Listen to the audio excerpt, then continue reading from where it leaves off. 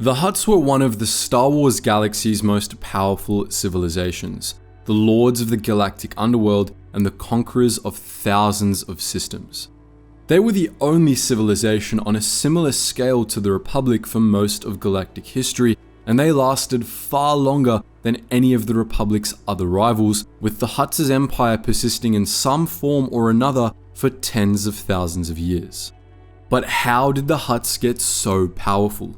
What allowed their empire to last for so long? In this video, we'll be doing a comprehensive deep dive into the history of the Hutts, their empire, and its territory. As with so many other species, the story of the Hutts begins on a largely unremarkable planet, a forest world called Varl. Varl was a lush and humid planet, and it eventually gave rise to two sentient species, the Hutts and their distant cousins, Til. The Rybets claimed to have also been from Varl, but the veracity of this claim is uncertain, and the Hutts denied it. Nonetheless, Varl teemed with life and had a remarkable diversity of sentient species.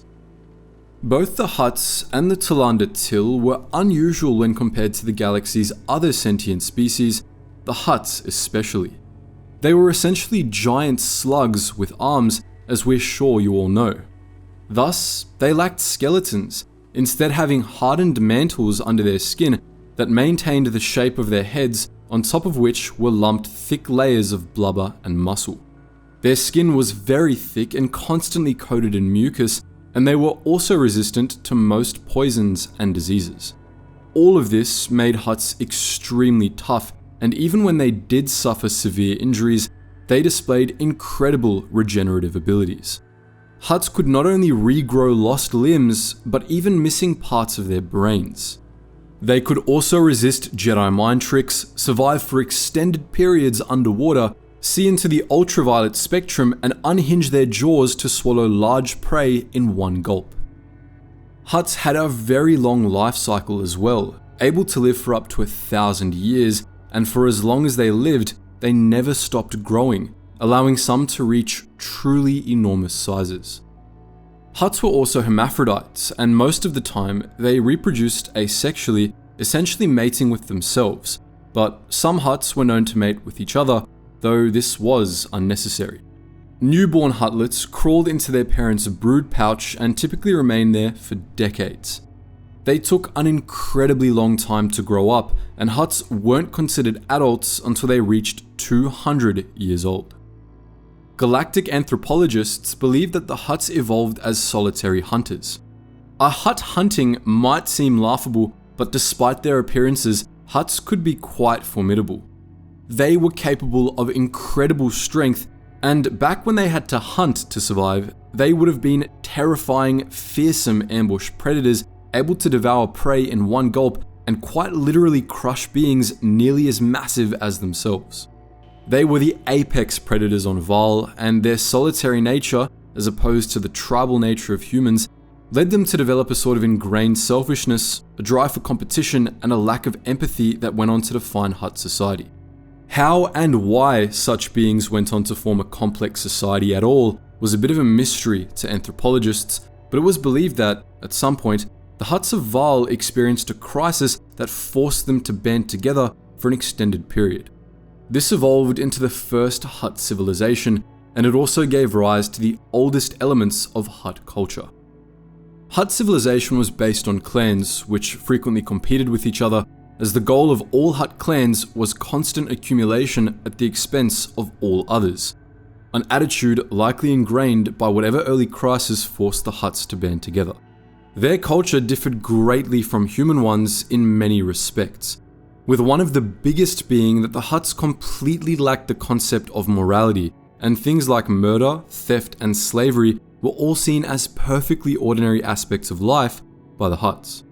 A more interesting difference was how Hutts conceptualized gender. All Hutts were hermaphrodites, meaning they all possessed both male and female reproductive organs, and the idea of gender was initially an alien concept to them. They adopted it after extended contact with the outside galaxy, but had a very fluid relationship with it. The gender of Hutts was essentially an arbitrary personality trait, one that changed over time. When Hutts that considered themselves male became pregnant, for example, they would often switch to seeing themselves as female, as exemplified by the following passage from the novel The Hutt Gambit. Han looked over at Gilliarch and suddenly realized that the Hutt did appear different.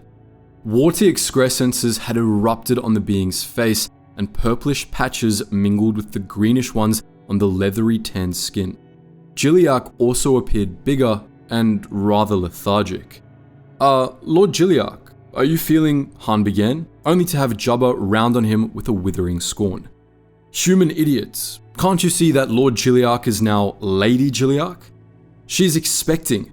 In her delicate condition, she really should not make this effort, but we Deselagic are nothing if not faithful to our duty."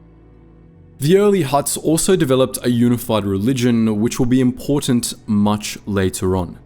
During the early history of the Hutts, Varl was part of a binary star system, and the Hutts named their sons Ardos and Ivona. They saw these sons as twin gods whom they worshipped, and they believed that especially noteworthy members of their species could become lesser gods after death. The Hutts had a rich mythology, and they developed many superstitions and legends about the stars and constellations visible from their homeworld. A pulsar located close to Varl, the God's Heart, was used for divination of the future by ancient Hutt mystics, and the brightest star in Varl's night sky, Syax, was the subject of many legends.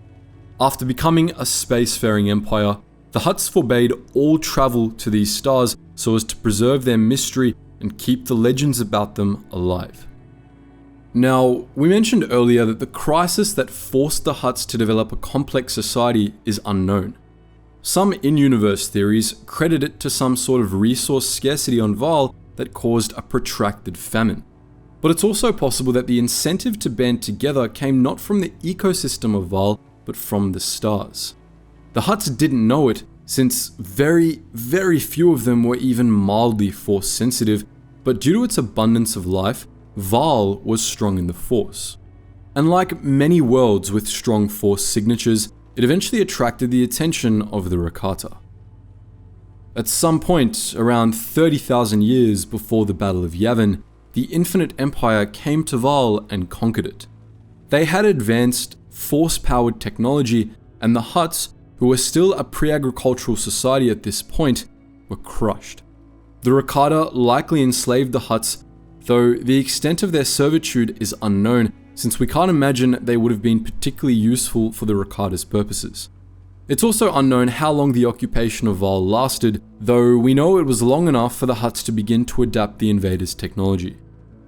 In the centuries leading up to 25,500 BBY, the Infinite Empire began to implode, and the Hutts, realizing this, began a rebellion against their rule.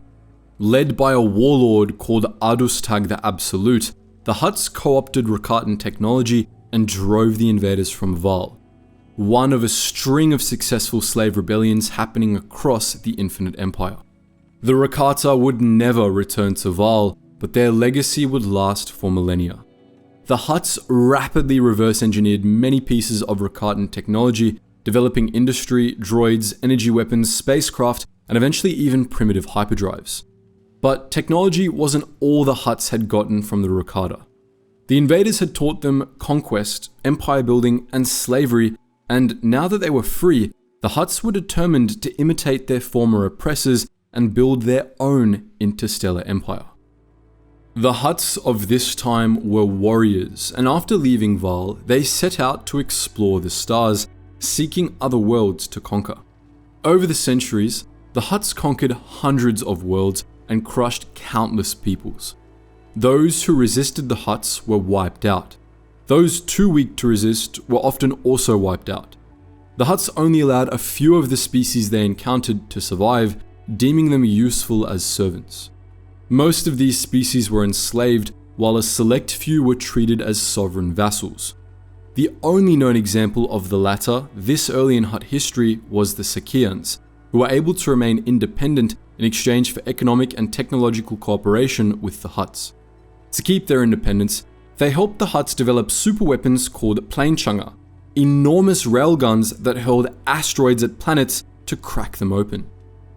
Indeed, the Sakyans were not only the first non-Hutt species to remain independent from Hutt control, but the first ones to survive their contact with the Hutts at all. Sakyan chronicles are some of the oldest sources to describe the Hutts, containing mention of armored Hutt cavaliers coming to Saki to exact tribute. Most of the other species the Hutts encountered at this time saw their worlds completely destroyed, subjected to poisoning, planet-wide firestorms, bombardment, or plain Chunga strikes. One of the earliest regions to be conquered by the Hutts, a swath of space known as the Cairns, was full of dead worlds whose histories and peoples had long ago been forgotten. Among these corpse world was Mhana, a desolate planet covered pole to pole by endless dunes of black dust, and Usk, a lifeless world whose people had long ago been exterminated. But not all of the Hutts' conquests were so utterly destroyed. The Hutts extracted resources from many of the systems they found, using it to fuel their civilization's growing industrial base. Other planets were claimed as throne worlds by Hutt clans, and their natural beauty was preserved for the enjoyment of Hutt warlords. One of the Hutts' most northerly possessions, the volcanic planet Slayeron, became their most wealthy treasure worlds, as well as the warforge of the Hutt Empire and its second greatest stronghold, after Varl itself. By around 25,200 BBY, the Hutts had conquered hundreds of systems, and with the implosion of the Infinite Empire, they became one of the greatest powers in the galaxy. At some point, the Hutts formally established themselves as the Hutt Empire, which, for the next 2 centuries, was the most powerful state in the galaxy. It ruled over a large swath of what would later be classified as the Outer Mid-Rims, and at first, the Hutts saw themselves as the unchallenged inheritors of the galaxy. Their empire wasn't the most stable though. The Hutt clans fought each other as much as they fought outsiders. But the Hutt Empire remained more or less united, in large part because it soon encountered its first real rival. The Hutts were not the only former slaves of the Infinite Empire to reverse engineer Rakatan technology and take to the stars. In the core worlds, dozens of human civilizations were busy doing the same, but at this point in time, they were half a galaxy removed from the Hutts. Not all of the human civilizations around at this time were located in the core, however. During their time under the Infinite Empire, humanity had been given enough free rein to get a head start on colonizing the galaxy. Starting in 27,500 BBY, the humans of Coruscant began sending out sleeper ships in all directions, establishing new human civilizations on remote worlds. Most of these sleeper ships landed in the core worlds and eventually re-established contact with Coruscant. These early colonies would eventually found the Galactic Republic. But a few human sleeper ships ended up very far from home, including a few that landed in the remote Tion cluster. Located in what would later be named the Outer Rim, the Tion cluster was soon transformed into the home of its own unique interstellar human civilization. The first human settlements in the cluster, Barseg and Janilis, weren't part of the Infinite Empire, and for the most part, the Tionese lived free of Rakatan dominion. Nonetheless, they eventually came upon Rakatan technology that they quickly reverse engineered, developing energy weapons called beam tubes and primitive hyperdrives. This technology allowed humans to spread all throughout the Tion cluster, becoming another of the galaxy's most powerful civilizations. Initially, the Tion cluster was rather unstable, as the Tionese quickly broke up into a scattering of warring states. Many of these were pirate kingdoms built on the plundering of other Tionese states. As the Infinite Empire collapsed, some of these states expanded and grew increasingly powerful. By 25,150 BBY, the foremost of these were the Kingdom of Kron, the Livian League, and the Kingdom of Barseg. But around this time, the Kingdom of Kron came under the rule of the pirate king Xur VIII, who was determined to conquer all of Tionese space. He began the Tionese sweeps, in which he conquered all of the Tion cluster except the Livian League. Xur's son and heir, Xim, achieved even more. After taking over his father's empire, Xim, known by future generations as Xim the Despot, conquered the Livian League. But this was only the start of a decades-long campaign of conquest that saw Xim's empire briefly become the largest in the galaxy.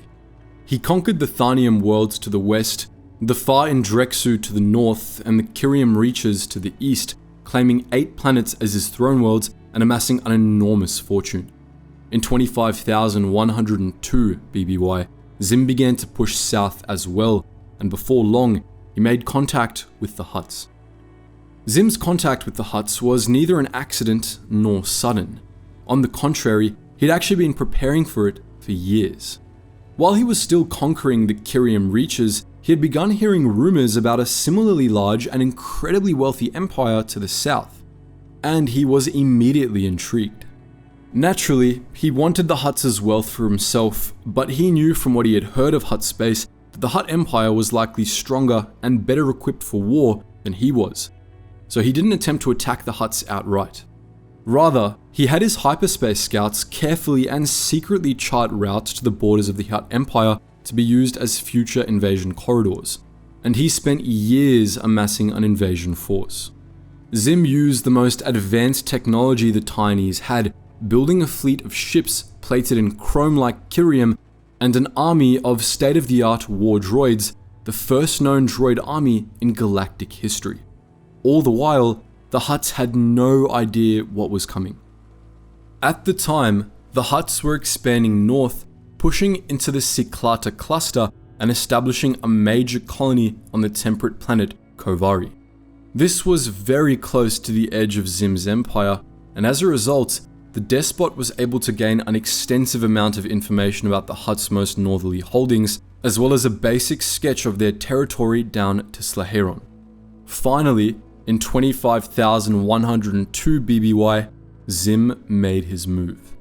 He sent diplomats to Kovari to make contact with the Hutts and establish formal relations, the first step in a grand scheme to take over the Hutt Empire in one way or another.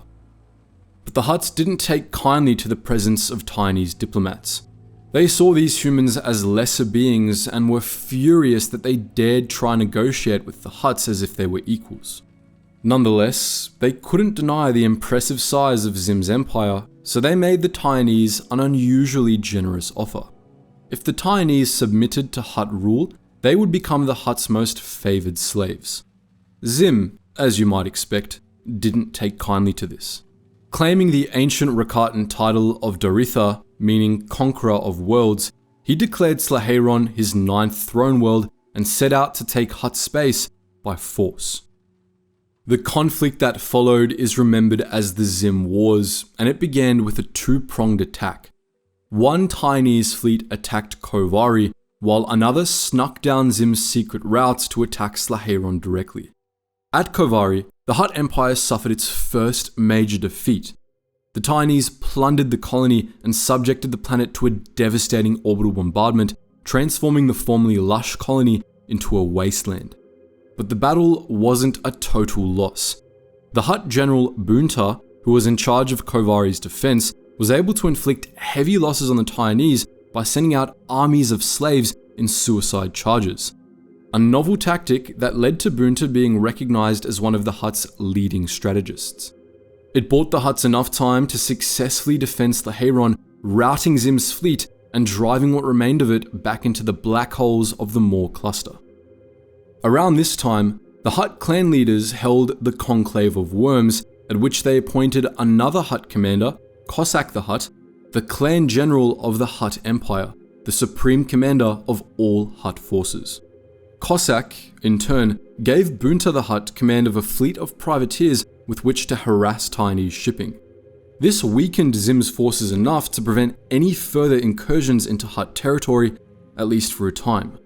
As the war ground to a stalemate, Cossack sent a message to Xim, calling him a coward and challenging his fleets to a ritual battle above the planet Vontor in the contested Cyclata cluster. Xim agreed to the challenge, and a new chapter of the war began. In 25,100 BBY, Hutt forces under Cossack and Vontor engaged Xim's fleet in the First Battle of Vontor, and thanks to Bunta's tactics, the Hutts were victorious. Xim's whole fleet was destroyed, and the Hutts demanded that he withdraw from Kovari and the other Hutt territories the Tionese had occupied. But Xim refused. Instead, he rebuilt his fleet and began raiding the other worlds of the Sea Klata cluster, hitting Klatooine, Vodran, and Kintan. Xim even began a second offensive into the Hutt Empire's core territories, assisting the Hutt vassal Morolan in throwing off their masters. The Parliament of Morolan declared the planet a republic, and now the Hutts had another enemy to worry about. The next year, Cossack challenged Xim to a second ritual battle on Vontor, and again Xim accepted. This time, he chose to fight on the ground, bringing in elite Dunabulon Star Lancers. But Cossack responded by making use of the specialties of some of the Hutt's vassal species, deploying Jilurawan Fletchheaders and Cyborian heavy infantry, and once again the Hutts came out on top. The Second Battle of Vontor wasn't nearly as devastating for the Tionese, however, and Xim managed to pillage a horde of Kyrium from the planet before his army's defeat. Nonetheless, Xim's commanders began to doubt their prospects in the war, and the Tionese command structure started to fracture. The fleets of Hutt privateers that Bunta had been dispatching were, by this point, running roughshod over the Kyrium reaches, and Tionese shipping was in disarray. The cost of rebuilding from the losses at the battles of Vontor nearly bankrupted the whole empire. Xim still refused to give in, however, though he did concede Morolan to the Hutts to buy himself time. Bunta the Hutt then repaid Morolan's rebellion by sterilizing the entire planet, wiping out the Morolans and turning their homeworld into a wasteland. Bunta followed up this atrocity by launching a surprise attack on Kovari, which he successfully reclaimed from Tionese forces. In 25,096 BBY, Cossack the Hutt challenged Xim to a third ritual battle at Vontor. If Xim won, Cossack promised to cede Kovari and Morolan to the Tionese, but if Cossack won, the Hutts demanded the Tionese cede the entirety of the Kyrium reaches. Xim agreed, as he had a new trump card ready to be deployed: his army of war robots. But Cossack had a trump card of his own. Unbeknownst to the Tionese, Hutt envoys had reached out to the Nikto, the Vodrans, and the Klatooinians, three species from the Sea Klata cluster whose homeworlds Xim's forces had pillaged. The Hutts had promised to protect these three species from the invaders in exchange for their service, and the Nikto, Klatooinians, and Vodrans all agreed. Thus, with the Treaty of Vontor, the entirety of all three species agreed to slavery under the Hutts for all time, and Cossack and Bunta immediately rallied vast armies of them to lead into battle against Xim's forces. Together with Weequay privateers, hordes of Nikto, Klatooinian, and Vodran warriors overwhelmed Xim's forces at the Third Battle of Vontor, and not even Xim's vaunted war droids could stop them. The Tionese were massacred, and Xim the Despot was captured and hauled back to Varl for a public trial, in which Cossack the Hutt condemned him to languish in a Hutt dungeon for the rest of his life. Xim died in captivity shortly thereafter, and his empire fractured.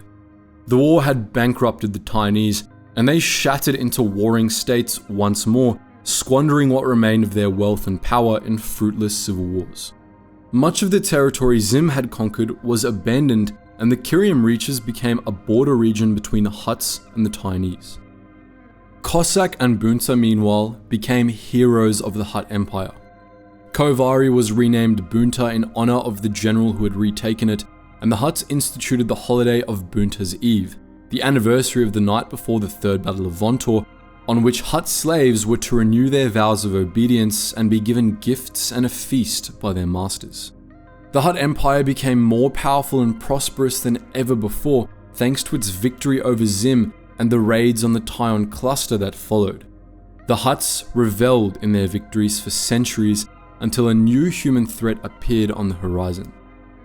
Just a few decades after the end of the Xim Wars, the Galactic Republic formed far off in the core, thanks to the invention of the modern hyperdrive. The Republic began to expand rapidly after the discovery of two great hyperspace routes leading off into the Rim, the Corellian Run and the Polemian trade route.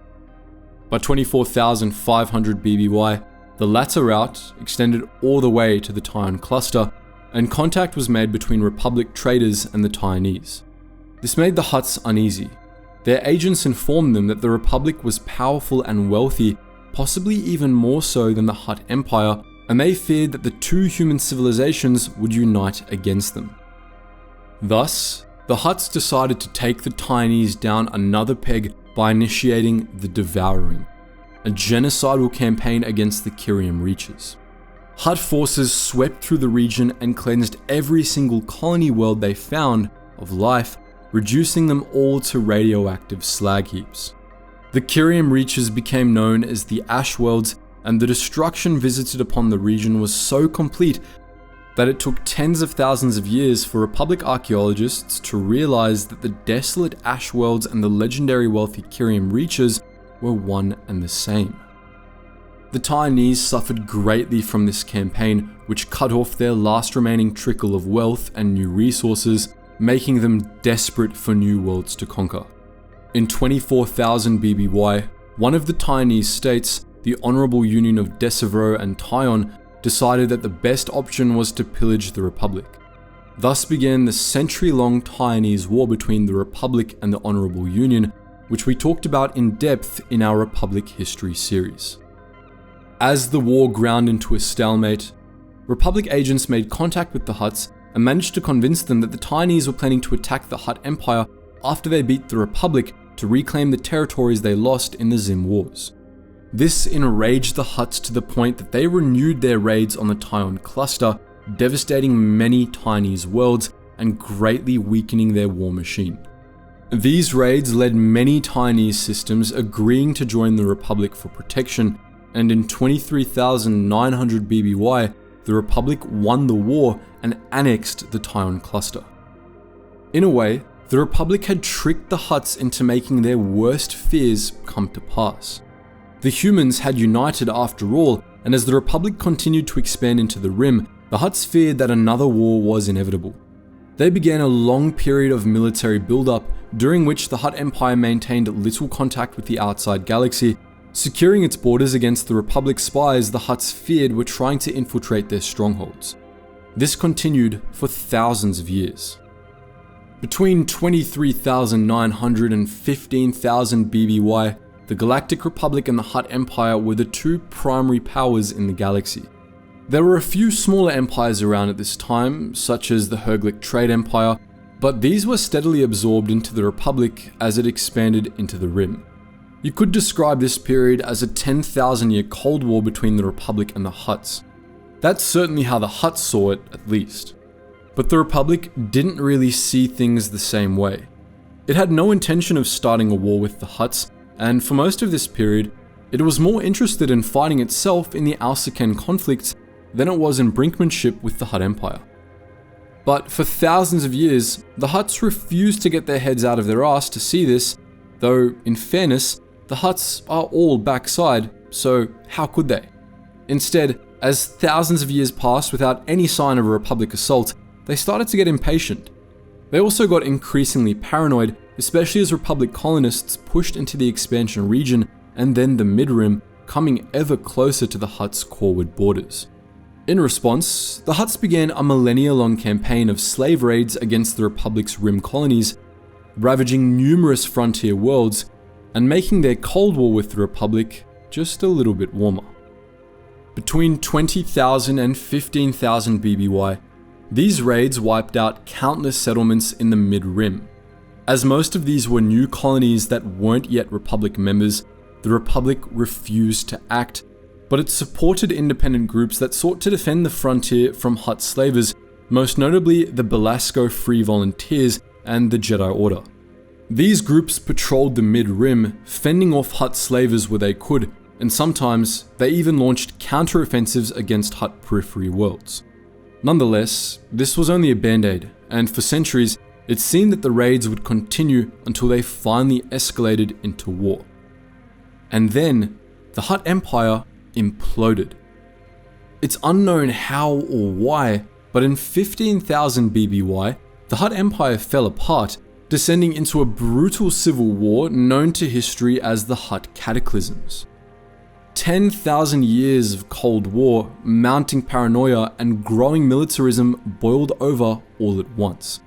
But the Republic was still unwilling to attack the Hutts at this time, and by this point, the Hutts were in no position to attack the Republic, which had grown far larger, wealthier, and more powerful than the stagnant Hutt Empire. Thus, the only targets the Hutts had were each other. Hutt clans had fought wars with each other before, but what made the Hutt Cataclysms different was that all the clans began fighting each other at once, and it spelled the end of the Hutt Empire. The Empire began hemorrhaging territory as its vassals took advantage of the chaos to throw off their masters and attain some measure of independence. Hutt space shrank from a large swath of the outer and mid rims to a small pocket of systems between Varl and Slaheron. All the while, the Hutt clans tore into each other, unleashing their weapons of mass destruction against their rivals, poisoning biospheres and deploying planechangers to cause devastation on an enormous scale. There are no exact records of any of these atrocities, save only the last one, the devastation of Varl itself. It's unknown exactly what happened. The Hutts mythologize the destruction of Varl as the work of their gods, but most historians believe that whatever happened to the system was inflicted by the Hutts themselves. Either way, one of the system's stars, Ivona, disappeared, and its binary, Ardos, was reduced to a white dwarf. Every planet in the system was completely destroyed, becoming the Yavanaha asteroid field, except for Varl itself, which was cleansed of life and transformed into a scorched, barren rock. According to Hutt legend, the cataclysm had begun when Ivona was consumed by a passing black hole, or perhaps a black hole of the Hutt's creation. The gravitational chaos this caused led to a cascade of planetary collisions that ripped the system apart, while Ardos went supernova, scouring what remained. The destruction of Varl brought an end to the civil war, and it was a rare moment of reckoning for the Hutts. They realized that they needed to change if they were to avoid destroying each other, and they needed a new way of thinking if they were to rebuild what they had lost.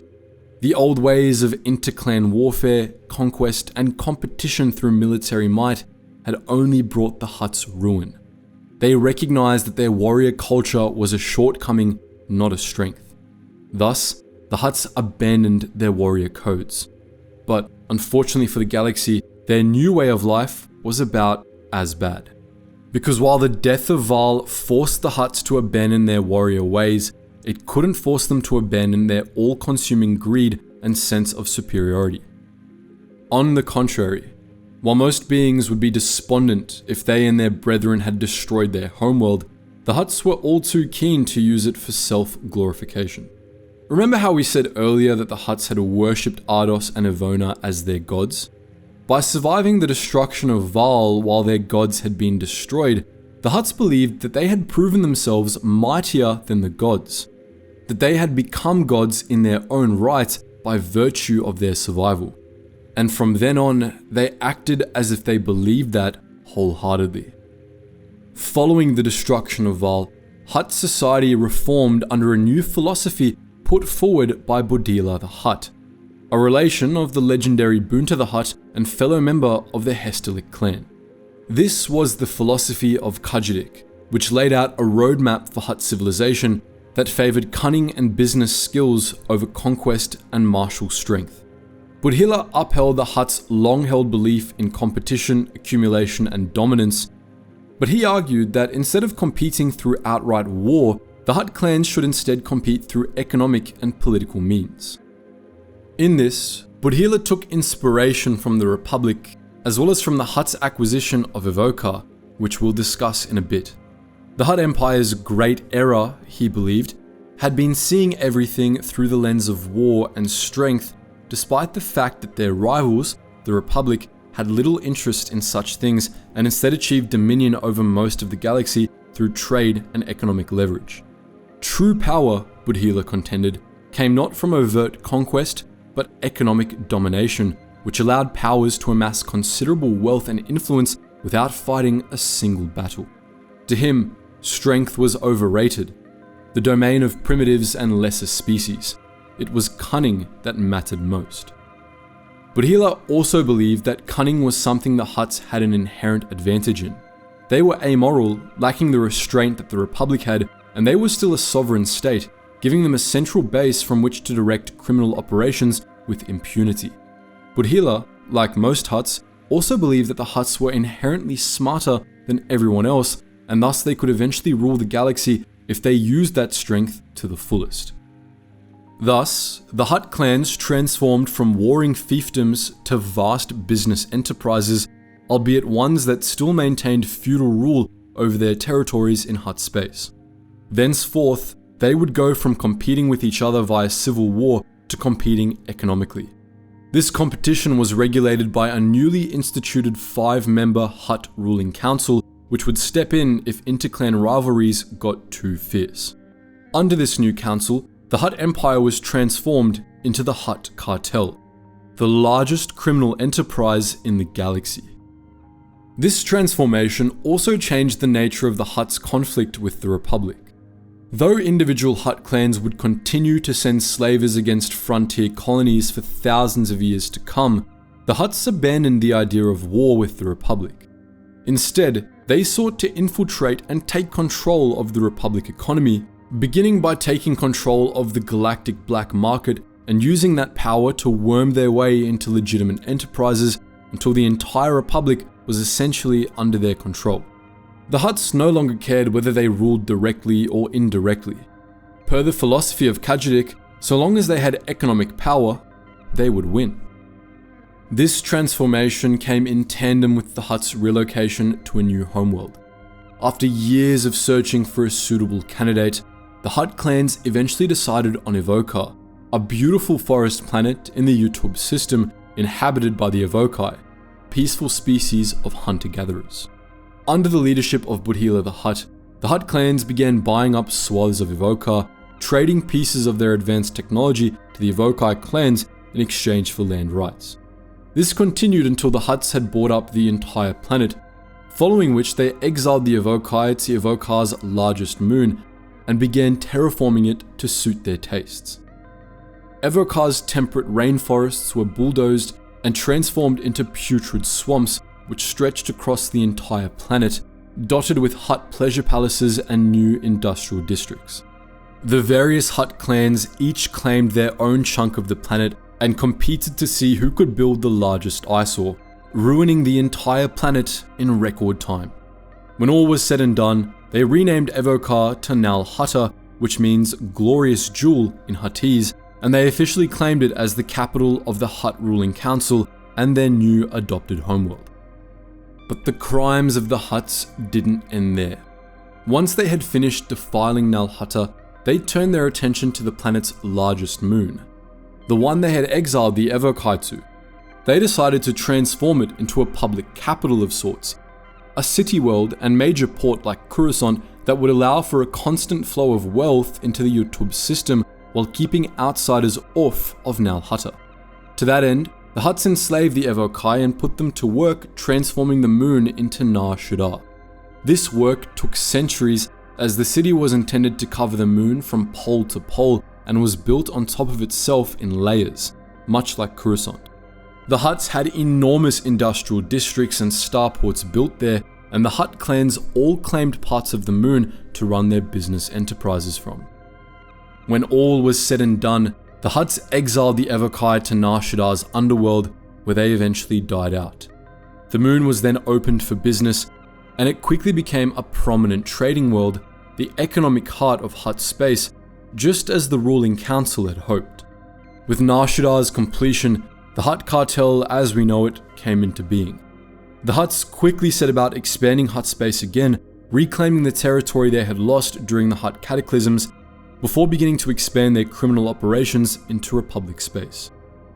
In the millennia after the Hutt Cataclysms, the Hutts began to integrate themselves into the galactic economy, steadily opening relations with the Republic and setting up criminal enterprises on Republic worlds.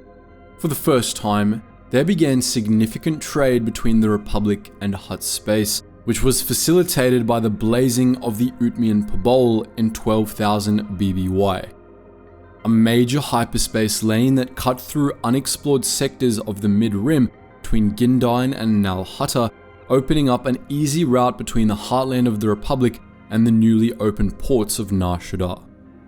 But just a few decades after the blazing of the Utmian Pobol, relations with the Republic changed dramatically. 3,000 years of Hutt interference in the Republic economy had exacerbated existing problems of corruption, and by 12,000 BBY, the Republic had hit a breaking point. Corruption in the Republic had grown so extreme that many felt that drastic measures were needed to save it, and many of these people rallied behind a new religion called Pius Dea. Pius Dea was built around the worship of a single deity referred to only as the goddess, who the adherents of the cult served by policing themselves and their communities to purge imperfections and become incorruptible. They placed great emphasis on the purification of corrupt communities, which they believed was achieved by identifying and then purging those communities' irredeemable elements. This religion originated on Coruscant and became prominent in the politics of the core as the veneer of incorruptibility and piety that the Pius Dea built around themselves was appealing to those tired of the Republic's corruption.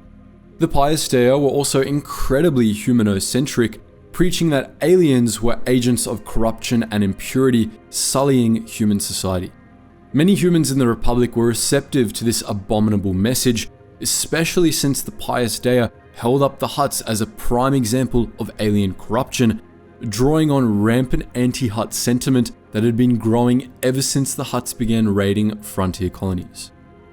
These tactics won the Pius Dea enough support that, after the impeachment and assassination of the notoriously corrupt Bothan Chancellor Persliar, a wealthy merchant and fanatical adherent of the Pius Dea named Contis Pex was made the new Supreme Chancellor. Contis Pex reshaped the Republic into a Pius Dea theocracy, purging anyone who wasn't a member of the cult from power and replacing them with Pius Dea zealots. Then, in 11,965 BBY, he began one of the darkest chapters of Galactic history, the Pius Dea Crusades. Between 11,965 BBY and 10,966 BBY, Contis Pex and his successors, all of whom took the name Contis Pex, whether they were a blood relative or not, waged a total of 34 crusades against non-human civilizations all across the galaxy, with the stated goal of purging the galaxy of impurity. Several of these wars were waged against the Hutts, the Pius Dea's favorite scapegoat for humanity's crimes and failings, causing an unexpected breakdown in Republic Hutt trade and putting a damper on the Hutts' bid for economic power. The first through fourth Pius Dea Crusades were all directed at the Hutts. In the first and second Crusades, Republic forces advanced down the Utmian Pobol to harass the coreward borders of Hutt space, while in the third, they attacked from the northwest, harassing the Nimban and Cyboria, the homeworlds of notable Hutt vassal species. In the fourth Crusade, they attacked Buntar and the worlds of the Sea-Klata cluster, ravaging Hutt space's northern periphery. The Hutts fought back and largely gave as good as they got, exhausting most of what remained of the Hutt Empire's military might in the defense of Hutt space. Thus, they were able to keep Republic forces out of Hutt space's core territories, and after the Fourth Crusade, the Republic began harassing other non-human civilizations that were easier targets.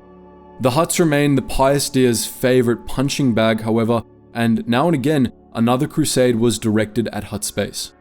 The 34th and final crusade was the last battle between the Republic and the Hutts, and it saw the Republic attempt to attack Hutt space and the Yutub system itself from the south.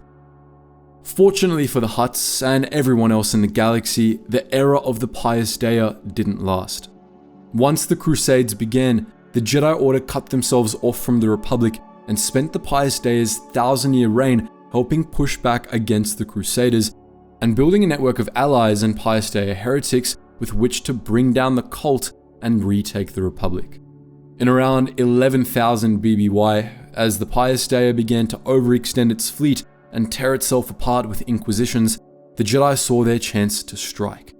They allied with the Al-Sakani, the Kamasai, renunciates within the Republic fleet, the Duros, the Bureau of Ships and Services, the Herglics, and yes, even the Hutts, and in 10,967 BBY, they went to war against the Pius Dea.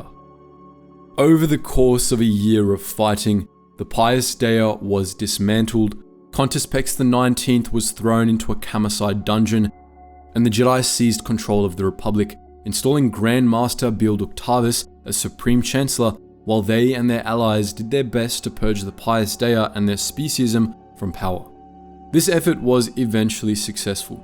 The cult died out within a few decades, and by 10,000 BBY, the Republic was mostly back to normal. Hutt-Republic relations went back to where they had been before the Crusades. They improved, in fact, thanks to the Hutts' involvement in sweeping the Pius Dea into the dustbin of history. Relations were even further improved by the 275-year-long reign of Blotus the Hutt, who served as Supreme Chancellor of the Republic sometime between 9,000 and 8,000 BBY. Blotus broke virtually every Hutt stereotype, ushering in an age of prosperity for the Republic, becoming one of the most renowned and respected Supreme Chancellors in history. By 10,000 BBY, the Republic and the Hutts each expanded to the point where, for the first time, they shared a border in the slice. Republic exploration and colonization moved elsewhere, and the era of Hutt slaver raids in the slice came to an end. Trade picked up on the Utmian Pabol again, making Nar Shaddaa into a wealthy and well-known port. And slowly but surely, the Hutts wound their way back into the Republic economy, picking up where they had left off. In the millennia that followed the Ductavis period, the Hutt cartel achieved its goal of becoming the most powerful player in the galactic underworld, a title the Hutts would hold for millennia to come. The next few thousand years of Hutt history are mostly stagnant, so we're going to take a quick pause to look at some maps of Hutt space. We've been referring to Hutt space a lot in this video, but the territory of the Hutts and how it was ordered changed dramatically over the course of their history, and during the time of the Hutt Empire, Hutt space was ordered much differently than it was in the areas we have detailed maps for. The familiar Imperial era layout of Hutt space only really took shape after the Pius Dea Crusades, which is why we're covering it now. As another important note, we'd like to quickly draw a distinction between Hutt space and the Hutts' broader sphere of influence. Hutt space was sovereign territory of the Hutts and under their direct control, but it was surrounded by a much larger sphere of influence where the Hutts de facto controlled systems and even entire sectors. Some of this sphere of influence was part of the Republic and had representation in the Senate, but was economically controlled by the Hutts, while other planets in the Hutt sphere of influence, Tatooine, were outside the borders of both the Republic and Hutt space, but were nonetheless under the rule of Hutt crime lords. The Hutt sphere of influence changed shape dramatically over the millennia, so we're only going to be discussing Hutt space for now. This is a map of Hutt space from the Imperial era, and for the most part, it's good for any point past 10,000 BBY. For most of Republic history, Hutt space was slightly larger, since during the first years of the Empire, part of its northern reaches were annexed by the Empire. You can see changes on the map we're putting on screen right now. Just keep in mind that when we talk about Hutt space in the Republic period, everything in the darker shade of green is being included. With that said, the Imperial era map of Hutt space includes all of this territory in detail just outside the borders of Hutt space, so we're going to be using that map going forward anyway. As you can probably tell just by looking at this map, Hutt space was defined by three major hyperspace routes. These were the Utmian Pabol, or the Outlanders Road, which connected Hutt space to the Republic, the Shag Pabol, or the Slave Road, which was the economic backbone of Hutt space, and the Pabol Hutta, or Glorious Road, which led through the core of Hutt territory. These three routes converged at the Yutub system, home to Nal Hutta and Nar Shaddaa, which we've already covered. The oldest territories of the Hutts, some of which we've already discussed in depth, were located along the Pabol Hutta, specifically the section of it between Nal Hutta and Slaheron.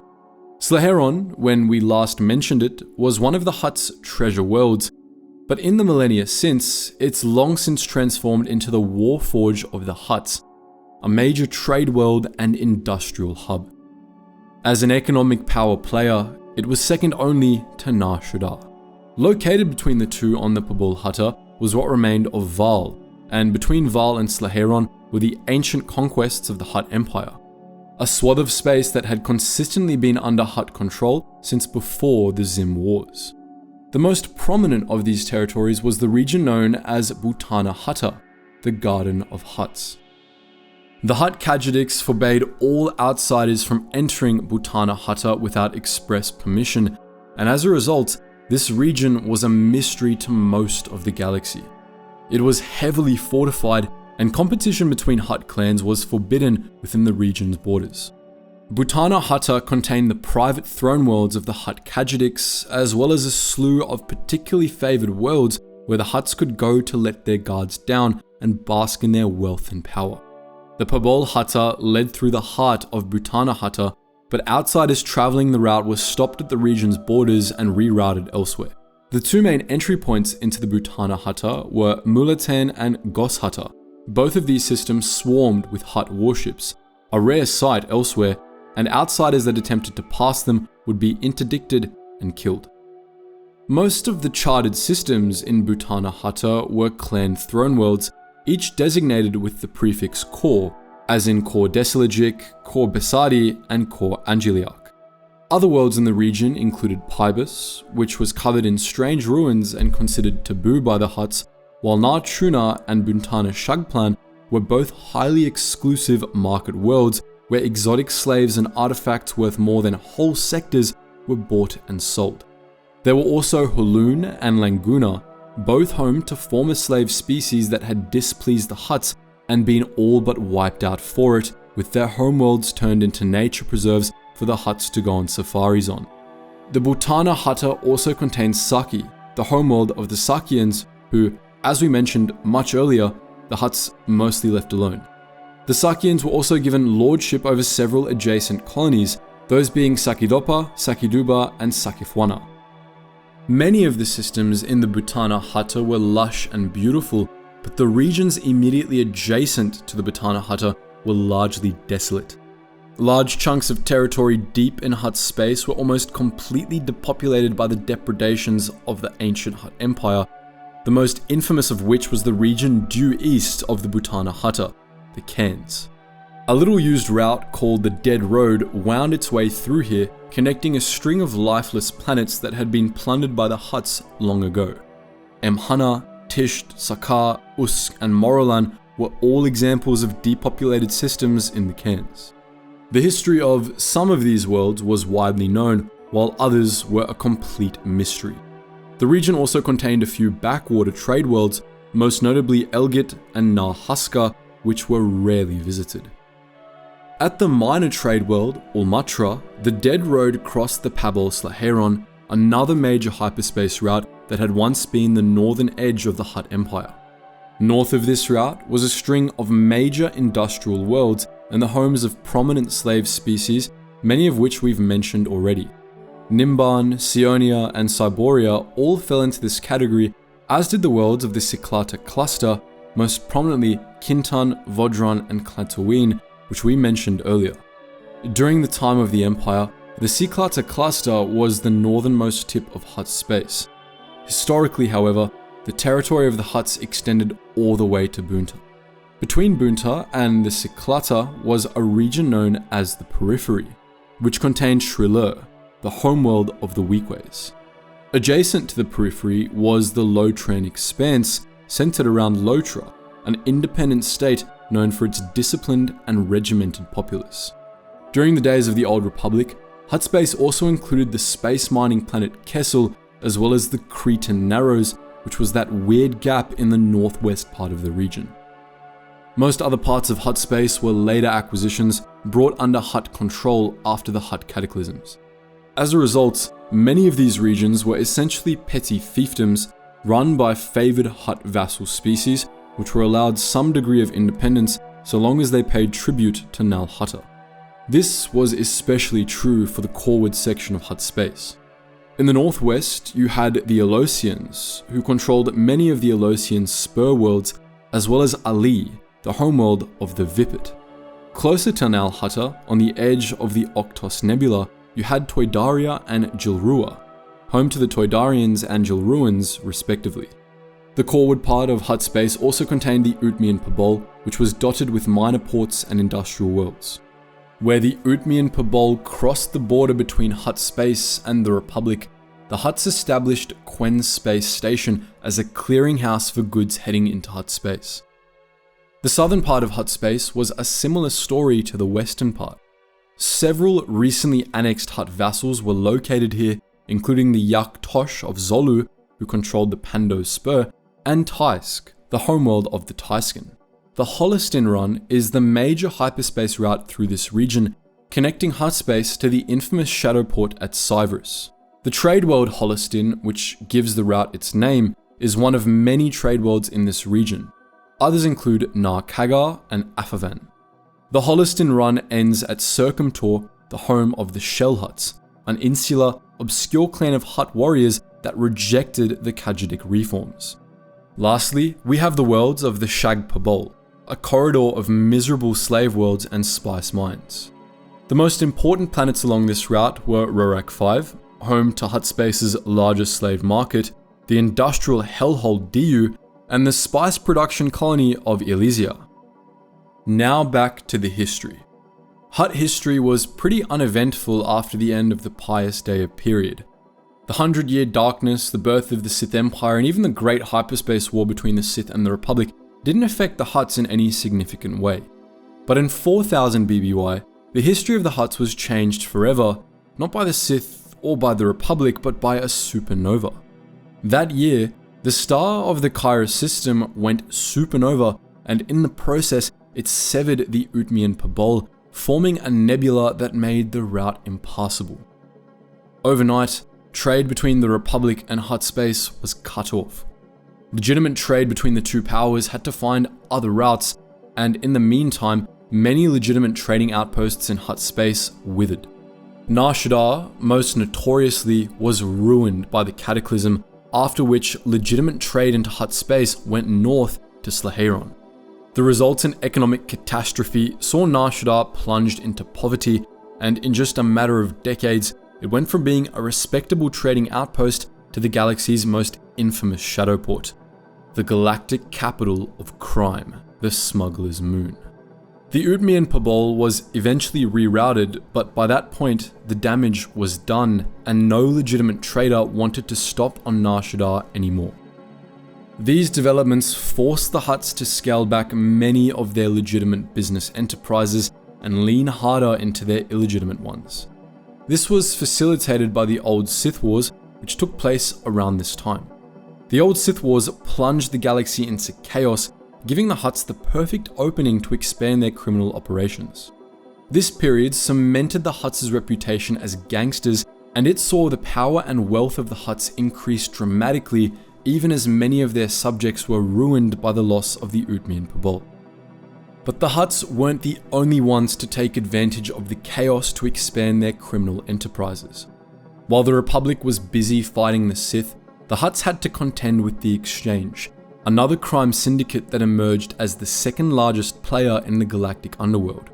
Near the end of the Jedi Civil War, the Exchange was hit hard when one of its largest branches, based on Taurus, was destroyed by a Sith bombardment, but the organization quickly recovered thanks to the leadership of a reclusive crime boss named Goto. To the Hutts' fury, Goto set up shop on Nar Shaddaa, where the Exchange quickly became very powerful. After the Jedi Civil War, the Republic was on the verge of collapse due to the sheer amount of damage the Sith Wars had done to its infrastructure, and as a result, the criminal underworld thrived and gained considerable power over the Outer Rim. But the Exchange was quicker to take advantage of this than the Hutts, who increasingly found themselves one step behind their new rivals. Even on Nar Shaddaa, the Exchange kept outmaneuvering the Hutts.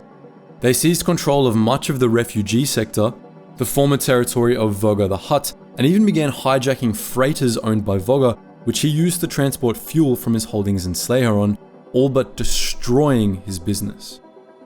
At this time, Nar Shaddaa was experiencing a flood of refugees from worlds destroyed during the Sith Wars, who both the Hutts and Exchange took advantage of. Both groups preyed on the refugees, forcing them into terrible living conditions and kidnapping some to serve as slaves on the Spice planets.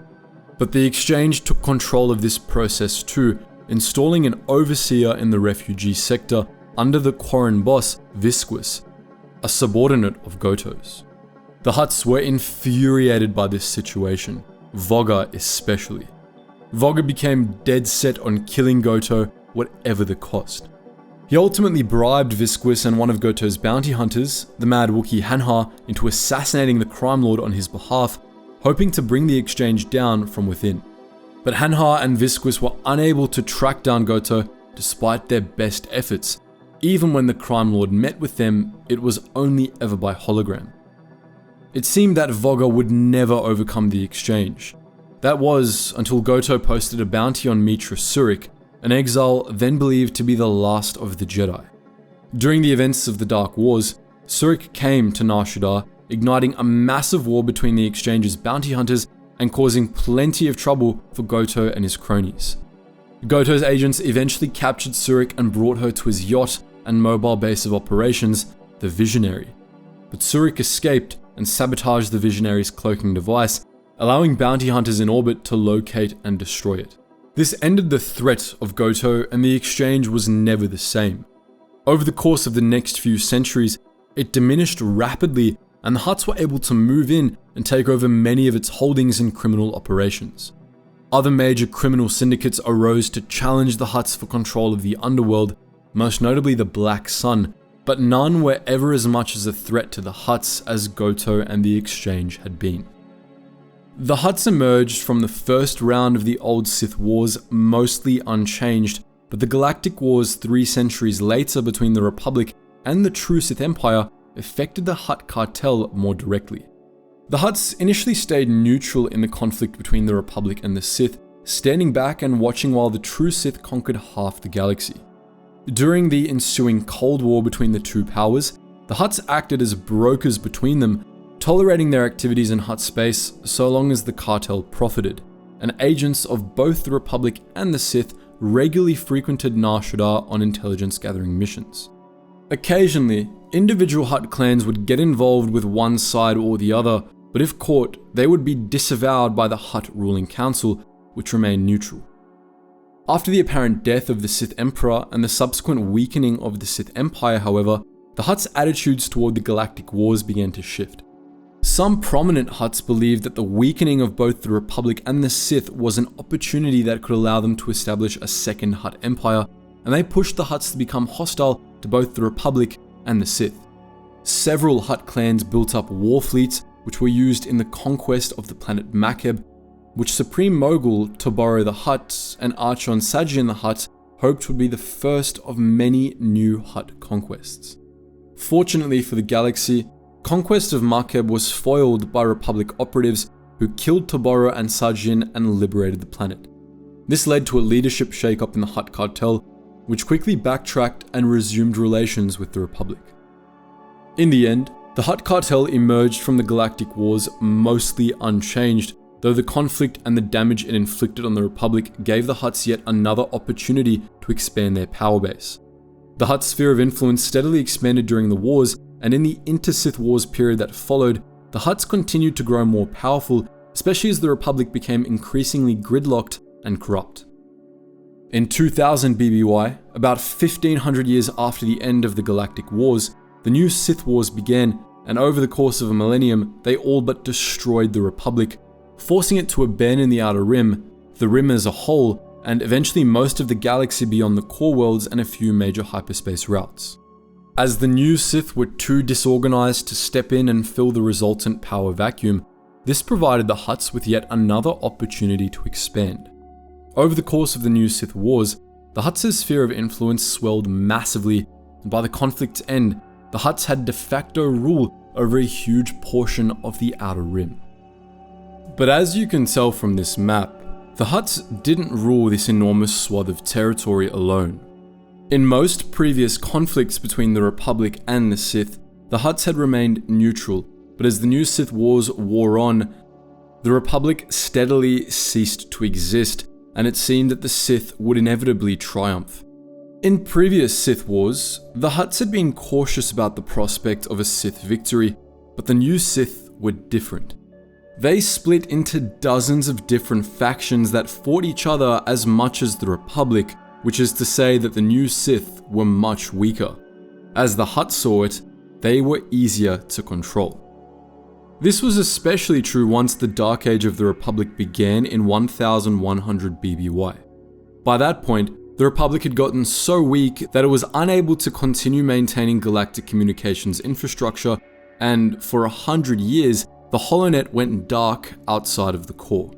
This made organization even worse for the new Sith, as they lacked the infrastructure to establish a parallel communications network, and the Sith splintered further into petty fiefdoms.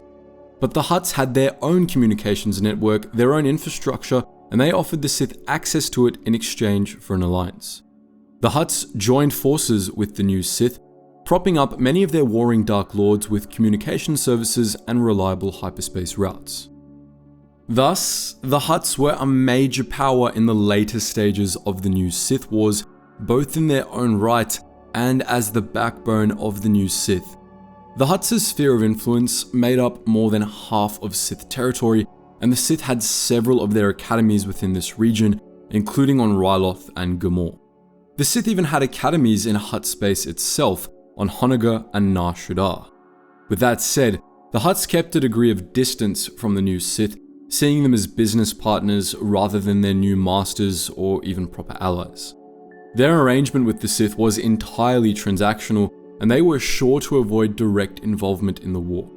This ended up being a smart move, as the new Sith were ultimately defeated by the Jedi at the 7th Battle of Ruusan in 1000 BBY. After the end of the new Sith Wars, the Republic rebuilt rapidly, and the Hutts went back to their former relationship with it. The Hutts went unpunished for their support of the new Sith, and trade relations with the Republic returned to normal within a century. Indeed, the Hutts profited greatly from the new Sith Wars, and even as many of the Hutts' client sectors rejoined the Republic, they remained under de facto Hutt control. The Hutt sphere of influence only continued to grow during the last millennium of the Republic, reaching its largest extent in the years just before the Clone Wars. This period of galactic history was known as the Golden Age of the Republic, but it was a golden age for the Hutts as well. They had firm control over the criminal underworld, considerable power in the legitimate economy, political control over a quarter of galactic civilization, and massive amounts of influence all across the Outer Rim, where Republic control was lacking. The Republic largely left the Hutts alone during this period, and as galactic civilization pushed further and further into the Outer Rim, the power and influence of the Hutts only grew. This is the map of the Hutts' sphere of influence at its greatest extent in 32 BBY, just prior to the Battle of Naboo. Hutt space proper, as we mentioned earlier, was much smaller, but the Hutts had a degree of de facto control over worlds as coreward as Gindeen and as rimward as Teth, from the Corellian Run to the edges of the Centrality. The coreward positions of this sphere of influence consisted of Republic sectors where the Hutts had considerable economic and political power. Gindeen, for example, was a Republic member world. But in the Outer Rim, on worlds like Tatooine, the Hutts' decrees were law, and the Republic was non-existent. The Hutt cartel's history during this period was largely stagnant, following the same patterns it had in previous peaceful periods. So we're going to pause here and take a look at some notable Hutts during this time. For most of the Hutt cartel's history, the balance of power between the Hutt clans was in constant flux, and the makeup of the ruling council was constantly changing. But we actually know the names and clans of all the ruling council members that were around during the fall of the Republic, so we're going to talk about them to give you a better idea of what Hutt operations were usually like. The most powerful Hutt clan during the time of the films was Clan Deselagic, whose members included Jabba the Hutt. Clan Desilajik had a hand in just about every criminal enterprise in the galaxy, with their most widespread operations being in glitterstim production and distribution, control of pod racing circuits, slave trafficking and kidnapping, extortion, and theft. On the legitimate side, the Desilajiks were power players in transportation infrastructure and mining. They had major holdings on Nal Hutta, Nar Shaddaa, Quen Station, Tatooine, Teth, Ryloth, and Kessel, and their leadership structure was complicated. Zorba the Hutt, Jabba's father, was the leader of Clan Desilajik until he was imprisoned in 22 BBY, following which the clan's leadership was divided. Giliarch the Hutt took over Zorba's operations, but Jabba the Hutt was more often recognized as the leader of and most powerful member of Clan Desilajik. The Desilajiks actually had two representatives on the ruling council, Jabba and his nephew Gorba the Hutt, giving them a considerable amount of influence over the Hutt cartel as a whole. Clan Desilajik's formal base of operations was the Desilajik estates on Nar Shaddaa, but Jabba's palace on Tatooine also functioned in this capacity during the Clone Wars and reign of the Empire. The second most powerful clan was the perpetual rival of Clan Desilajik, Clan Basadi. Gardulla the Hutt was a member of this clan, and during the Clone Wars, Basadi was represented on the ruling council by Arok the Hutt. Other powerful members of the clan were Aruk the Hutt and his son Durga, who had ties to one of the Hutt cartel's rivals, the Black Sun. The Basadi operated from Gardulla's palace on Nal Hutta, where they hosted the ruling council during the Clone Wars, and they also had strongholds on Nar Shaddaa, Ryloth, Socorro, and Yalizia. The Basadi controlled a massive share of the spice trade through their holdings, with influence from spice mining and production to smuggling and distribution. They were also major slavers, and Basadi spice plants like those on Yalizia were typically staffed with massive armies of slaves. On the legitimate side of things, Clan Basadi had a hand in Starliner manufacturing, the legitimate spice trade, and ordinary commercial shipping and storage. One of the most interesting of the ruling families was Clan Kunalak, the most militarized of the Hutt clans. The Kunalak controlled a third of the Hutts' war fleet and were responsible for the protection of Butana Hutta and other worlds the Hutts deemed off-limits for outsiders. They saw their military strength as their greatest asset, and they regularly used the threat of it to achieve greater power within the Hutt cartel. Outside of Hutt space, the Kunalak was the least well-known of the ruling families, though they still had their hands in counterfeiting, gambling, construction, and industry, and they specialized in piracy and protection rackets. But within Hutt space, the Kunalak were very powerful, and they controlled Gos Hutta, Mulatan, and Slaheron. They were led and represented on the ruling council by Marlo the Hutt, and their largest fleet group was commanded by Trunal the Hutt. The final clan to be represented on the ruling council was Clan Gorensla, led and represented by Oruba the Hutt before and during the Clone Wars, and Basato the Hutt during the Imperial period. The Gorensla were the galaxy's foremost black marketeers, controlling enormous shipping networks and supply lines that spanned the entire galaxy.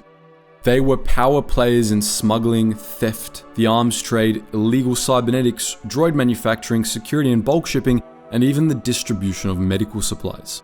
Clan Gorensla had major holdings all over the galaxy, including outside the Hutts' sphere of influence. Their most important holdings within Hutt territory were on Nal Hutta, Nar Shaddaa, Slaheron, and Formos, and outside of Hutt territory, they had major holdings on Terminus, Lannik, Petaby Station, and Gelgalar Freeport. These four clans weren't the only ones to play a significant role in Hutt politics, of course. There were dozens of Hutt clans, and they varied in terms of age, power, and prestige. All of the clans eligible to be on the ruling council were counted among the clans of the Ancients, who had been around since before the Hutt Cataclysms and maintained throne worlds in the Butana Hutta. But there were also newer clans as well as groups of Hutts that weren't counted as proper clans. The latter group included the Huns, a lower caste of clanless Hutts that were looked down upon by their peers, and the Shell Hutts, a clan from Circumtor that rejected the Kajidic reforms and continued to cling to the old warrior ways. The newer clans, meanwhile, struggled to achieve the power and prestige of the ruling clans, but some of them were able to corner new sectors of the black market to a point where they became more powerful than some of the clans of the ancients. The opposite happened to some of the older clans, many of whom had long ago been crushed by their rivals, left with nothing but their holdings in the Butana Hutta. For the most part, the various Hutt clans operated as independent entities, and the Hutt cartel was more of an umbrella term or political entity than anything else. The cartel rarely acted as a whole except in matters of Hutt sovereignty, and a few Hutt clans, such as the Pisadi, were known to work with rivals of the cartel for their own gain. But for the most part, the Hutt cartel was unified in that the Hutt xenophobia kept them from working with outsiders against each other, a tenuous kind of solidarity that nonetheless worked quite well. Now back to the history, as we finally reach the era of the films. During the Clone Wars, the Hutts, to nobody's surprise, were neutral, maintaining relations with both the Republic and the CIS. But the Hutts weren't able to sit the war out completely. Both the Republic and the Confederacy pushed the borders of their territory into the Hutt sphere of influence, with the Confederacy seizing control over several formerly Hutt-run sectors near Tatooine, which were steadily conquered by the Republic as the Clone Wars went on. Both the Republic and the Confederacy also tried to win the Hutts' favor, and both sides made agreements with various clans to gain access to Hutt-controlled hyperspace routes. Early in the Clone Wars, the Confederacy allied with Zero the Hutt, Jabba's Coruscant-based uncle, in a bid to turn the Hutt cartel against the Republic. To do this, they kidnapped Jabba's son, Rota, and framed the Republic. The Confederacy hoped this would lead to the Hutts going to war with the Republic, while Zero planned to profit by usurping control of Clan Deslogic. But the plot was foiled, and the Hutts instead gave the Republic access to hyperspace routes through Hutt space in retaliation. At one point, the Republic was even allowed to establish a military base in Hutt space located on Toydaria. But the Confederacy had its Hutt allies as well. Though Clan Deslogic gave the Republic preferential treatment due to the kidnapping of Rota, their rivals, Clan Pisadi, often defied the ruling council to work with the Separatists. In 20 BBY, the Hutt cartel briefly joined Darth Maul's Shadow Collective after Maul and the Death Watch murdered Aruba and threatened the others on the ruling council into joining the alliance. However, the Hutts' commitment to the Shadow Collective was never strong, and they split at the first opportunity, abandoning the alliance after Maul was captured by Darth Sidious. They returned to business as usual after this affair, leaving what was left of the Shadow Collective to be annihilated by General Grievous. After the end of the Clone Wars, the Republic transformed into the Galactic Empire, a development the Hutts were wary of. The Empire took a hard stance against the Hutts, as some of its core promises were to crack down on corruption, establish firm control over the Outer Rim, and promote human authority across the galaxy, all things that threatened the Hutts. In the first few years of Imperial rule, during the reconquest of the Rim, the Empire seemed to make good on its anti-Hutt stance as it seized control over the Hutt sphere of influence and diminished the size of Hutt space proper, annexing the Kessel sector, Boontar and the Periphery, the Cretan Narrows, and a swath of space between. Nonetheless, the Empire stopped short of attempting to crush the Hutt cartel, which was allowed to operate semi-independently as an allied region. This was in large part due to the Hutts' considerable economic power. If they wanted to, they could bring down the Imperial economy. Thus, the Empire begrudgingly allowed the Hutts to do their own thing within Hutt space, so long as Imperial forces were allowed to crack down on rebel activity in the region. The Hutts seemed to acquiesce to the Empire, but in reality, they were just biding their time. Before long, they had bought out the Imperial governments of all the sectors within their former sphere of influence, and they retained control over the criminal underworld, which thrived during the Imperial era, making the Hutt cartel tremendously powerful. During the Galactic Civil War, the Hutts officially supported the Empire, but were neutral in practice. Some Hutt clans even secretly funded the Rebel Alliance and other anti-Imperial factions, while others were firm supporters of the Empire. During this period, the Hutts were more concerned with defending their control of the criminal underworld from two ascendant rival factions, the Zaan Consortium and the Black Sun. They ultimately triumphed over both rivals. The Zaan Consortium was destroyed around the time of the Battle of Yavin, while the Black Sun was crippled after its leader, Prince Xizor, died in 3 ABY. But just the next year, Jabba the Hutt was killed by Princess Leia shortly before the Battle of Endor. As the Empire splintered and the nascent New Republic took its place as the dominant power in the galaxy, the Hutt cartel descended into chaos as Clan Deslogic was greatly weakened and the others jockeyed to become the new leading clan of the cartel. Clan Basadi, which had taken control of the remains of the Black Sun, came close to replacing the Deslogics, but their gambit for power was foiled by the New Republic in 12 ABY. During the Yuuzhan Vong War, the Hutts attempted to bargain with the Vong to be spared invasion, allying with them and providing them with slaves and staging grounds for attacks on the New Republic. But the Vong betrayed the Hutts and subjected Hutt space to a brutal invasion, devastating Nal Hutta, Nar Shaddaa, and many other prominent worlds in the region. However, the Vong found the Hutts tougher targets than they had expected. The Hutt worlds, for reasons the Hutts kept secret, were resistant to Vong forming, and the Hutts' ferocious defense of their territory cost the Vong dearly.